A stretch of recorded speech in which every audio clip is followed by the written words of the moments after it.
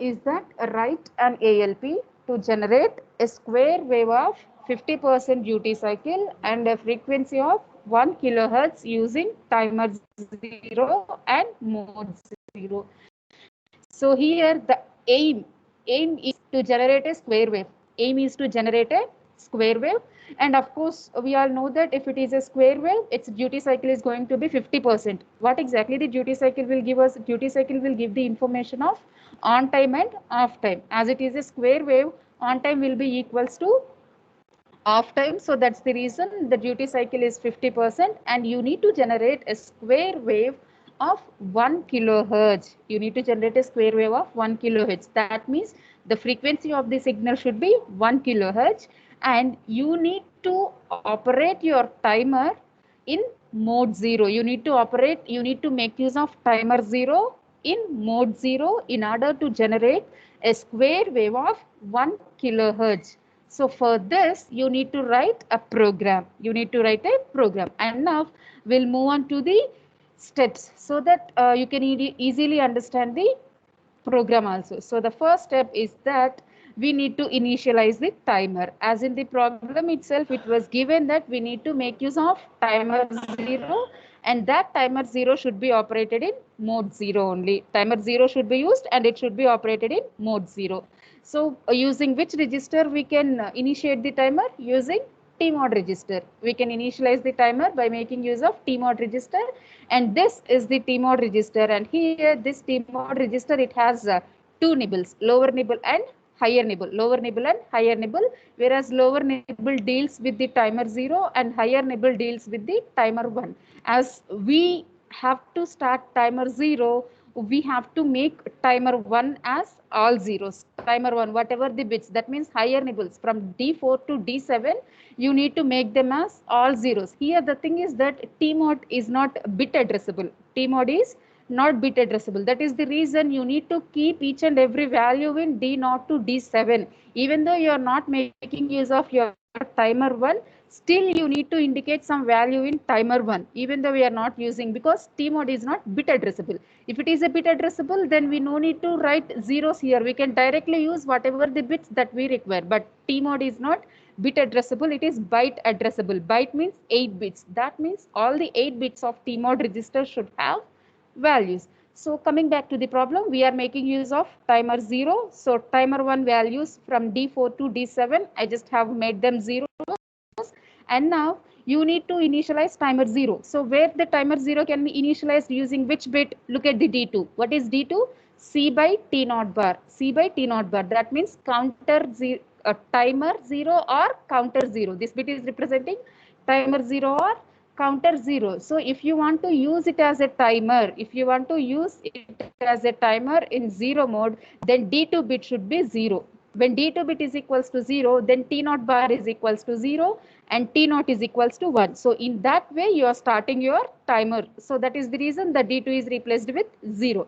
And next, and now it is saying that mode 0. Mode 0 means these are the two bits which will help us to select the mode. So to get mode 0, these two values, M1 and M0 value should be zeros. So to activate timer, D2 is 0, and to operate that in mode 0, these two bits are also 0. We got 3 zeros here.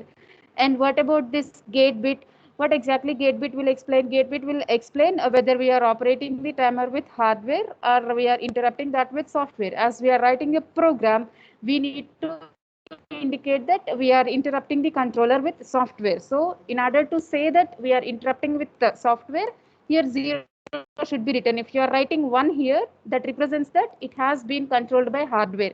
Here we are not connecting any external device to write the program. Here we are just writing the program. That means we are giving the software instructions. So to indicate that, here we are writing 0. So now all the bits of tmod when it was set to operate in timer 0 and mode 0, all are zeros. That means lower nibble is represented with 1 0 and the higher nibble is represented with another 0. So in this way, timer 0 in mode 0 can be operated, and its value we got it as a 0 0. So the instruction which will load tmod with 0 0 is this one: move tmod hash of As 00 is a direct value, here we'll be representing the direct addressing mode. So that's the reason that direct data is being transferred to the tmod register. So this is the first instruction to the given program. Move tmod comma hash of 00h. And moving on to the next instruction. What is the next instruction? To initialize the count. To initialize the count. That means TH and TL, higher and lower bytes of timer 0 should be initialized. Why am I saying timer 0? Why not timer 1? Because in the problem, he has mentioned that we need to make use of timer 0 only. So now we need to initialize TH0 and TL0. If it is timer 1, then we need to initialize TH1 and TL1. So as it is timer 0, I am just representing my higher and lower bytes of timer as TH0 and TL0. And to calculate count, we have so many what we call steps and the formula. So the thing is that if delay is provided in the program, we no need to go with these steps, but in the problem statement, delay is not mentioned, but the frequency is mentioned. So in order to get the count, we need to follow bottom to top approach. That means first we should know F and then T and then delay. If you have delay, you can calculate X, and if you have X, you can calculate Y, and if you have Y, then we can calculate the count, and if we have count, we can initialize TH0 and TL0. That means from bottom to top, now we need to solve the mathematical analysis in order to load the TH0 and TL0. And now what is mentioned, the frequency of the square wave in the problem statement, it is mentioned as 1 kilohertz. That means if we have frequency, then T is equals to 1 by F. So 1 by 1 kilohertz, that gives us 1 millisecond. So we have T as 1 millisecond. So once we have T, then we can calculate delay. What is delay? Delay is equals to half of the time period. Delay is half of the time period. That means 1 millisecond by 2. So we'll be getting delay as 0.5 millisecond. We'll get delay as 0.5 millisecond. So once if we have delay, then we can easily calculate the X value. What is the X? X is equals to delay by 1.085 microseconds. 1.085 microseconds. You will substitute your delay, like whereas the delay contains milliseconds, you will be replacing milli with 10 power minus 3 and micro with 10 power minus 6. And when you solve it, you will be getting a value like 460.8. But just in order to take off that decimal value, I'm just rounding it off to 461. So now you have X value with you. So once if you have X value, then we can easily calculate the Y. But in the formula of Y, if you observe the formula of Y, here it was written like 2 power 16 or 2 power 13 or 2 power 8. It has written. That means we cannot select all these values. That means we can't involve all these values at a time in the formula of Y. That means what then? Who will decide which value needs to be selected? It will be decided by the mode. If it is a mode 0, then you need to select 2 power 13. If it is mode 1, then you need to select 2 power 16. And if it is mode 2, you need to select 2 power 18. As in the problem, the timer 0 needs to be operated in mode 0. So for mode 0, which value we need to select? 2 power 13. So here we will be selecting 2 power 13 minus of X. That is nothing but minus of 461. So 2 power 13 minus 461 will be getting its value as 7731. We'll get its value as 7731. So now once if you have Y, then you can easily have count. So what is the count? Count is equals to hexadecimal of Y. Count is equals to hexadecimal of Y. So count is equals to hexadecimal of 7731.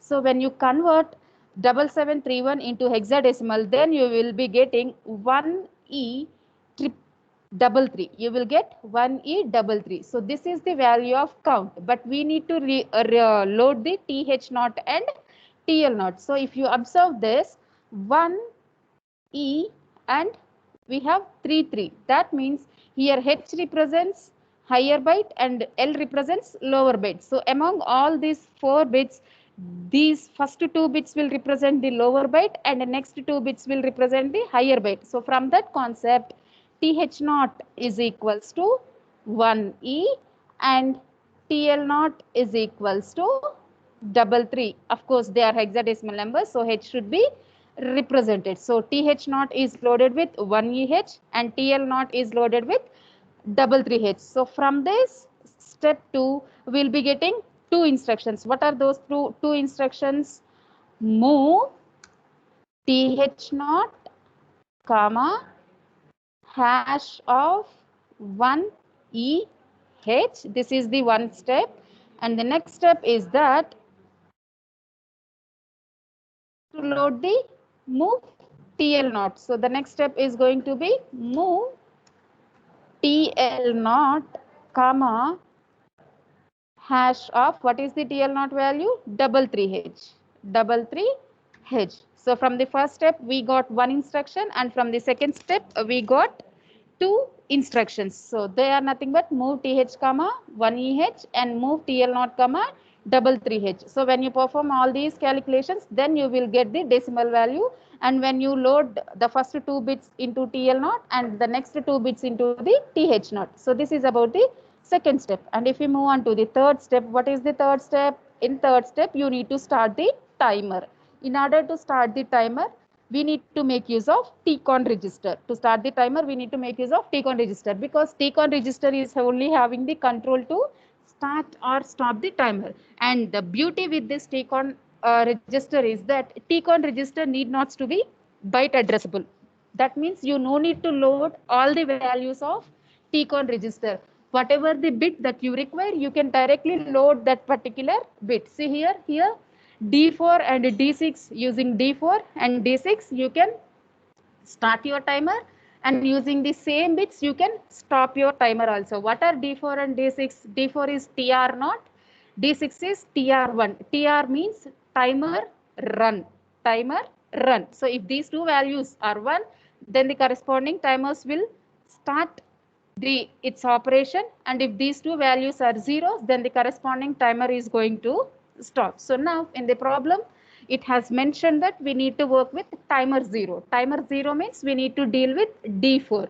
So now in order to start timer 0, the D4 bit of TCON should be 1. D4 bit of TCON should be 1. So that means, how can we write the instruction here? According to the problem, we need to load. That means set bit. We need to keep 1 to whom? We need to keep 1 for TCON dot 4. We need to keep 1 for TCON dot 4, because TCON dot 4 is TR0. That means timer 0 run bit. In order to start the timer 0, you need to make this value as 1. That means the value should be a bit value. So set bit to TCON dot 4. So this is the fourth instruction that we got it from the third step. And what is the next step? Next step is that wait for the completion of operation. The next step is that wait for the completion of operation. That means you have initialized your timer, and that means the timer will be producing the delays, and how much delay it should produce, that information has been loaded into TH0 and TL0. After loading the TMOD, TH0 and TL0, you have started your timer. So now timer requires some time to complete the, controller requires some time to complete the operation. So till then, till the controller completes its operation, the controller has to wait. So that information will be given through, so when, how the controller knows that whether the operation is being completed or not. That information will also be given by TCON register only. If you look at D5 and D7 bits, D5 and D7 bits, they are timer overflow, timer 0 overflow bit, timer 1 overflow bit, timer 0 overflow and timer 1 overflow. As we are dealing with timer 0, I'll talk about TF0. So if TF0 is equals to 1, if TF0 is equals to 1, that indicates that operation is completed. If TF0 is equals to 1, that indicates that operation is completed. If TF0 is equals to 0, that indicates that operation is not completed. So now we need to give one instruction to the controller that until and unless timer completes its operation, the controller should wait. How can we give that? See, we'll just use one statement called loop. That means it has to rotate until TF0 becomes 1. The controller has to wait, because when TF0 is equals to 1, then only the controller can understand that the operation is completed. So for that statement, here we are writing the instruction. What do we write? Loop JNB of tcon dot 5. JNB of tcon dot 5. See here, tcon dot 5 comma loop. That means JNB means jump if not bit. Jump if not bit. That means if its value is a not bit, that means if its value is not equals to 1, if its value is not equals to 1, keep on repeating this loop. Keep on repeating this loop. But once if this value becomes 1, then the loop will be terminated and it will be moving on to the next instruction. I'm explaining this once again. Jump if not bit. Jump if not bit to loop. Not bit means 0. If TF not is 0, that indicates that operation is not completed. So the controller has to wait until TF not becomes 0. So that waiting has been indicated to the controller by making use of this particular loop instruction. And moving on to the next step, once if the TF not value becomes 1, then what we need to do, we need to stop the timer. To start and to stop the timer, we have only TR naught. TR naught, that is nothing but D4 bit. So here what we will do to stop the timer, here we will be writing clear, clear in the sense CLR, whom should we make 0? Tcon dot 4, clear Tcon dot 4. This indicates that the timer has been stopped. Timer has been stopped. And the next step is that clear overflow flag. Previously, to indicate that operation is completed, TF naught has become 1. TF naught has become 1 to indicate that operation is completed. So now you need to clear this timer overflow flag also. Now you need to clear this timer overflow flag. So clear tcon dot 5 also. Clear tcon dot 5 also. So this is what all about the steps. And now you just see the programming steps. So from the step 1, we got this instruction. We have loaded tmod register with timer 0 and mode 0. And from step 2, we got these two values, loading of th naught and tl naught. And using step 3, we have started your timer. You have started your timer. And from step 4, you are telling the controller that please wait until the operation is being completed, to indicate that here you are making use of a loop. Until and unless tcon dot 5 becomes 1, its value is going to, it is going to be repeated. So once if tcon dot 5 is equals to 1, that means once if the operation is completed, then we need to stop the timer. In order to stop the timer, the tcon dot 4 should be 0. That means whatever the value that it has, that needs to be cleared. So we are writing clear. And once if we have written stopping of timer with this instruction, the overflow flag bit has become 1. So you need to clear that 1 also. So for that, here you are writing clear tcon dot 5 also. And after that, here I have written exit. Exit means the program is completed. So this program, see here, this program will give you this particular wave. That means a single cycle it is going to produce. If you want to, in the program statement, if he is asking us to generate a continuous square wave, if the problem statement is containing the word continuous, then here you need to write a small change will be there. Code will be as it is, but you need to call a branch instruction that is nothing but short jump to back. Short jump to back, and back will be starting here. Back will be starting here. See, whenever you write these two statements, then it is going to generate a continuous wave. That means the program is not going to end. A square wave will be generated continuously. Instead of writing short jump, simply if you hear writing exit, then it will generate only one cycle, one positive cycle and one negative cycle. Sorry, one positive half cycle and one negative half cycle. When you combine these two half cycles, then only we'll get one full cycle, right? So this is how you can generate a square wave as per the given problem statement.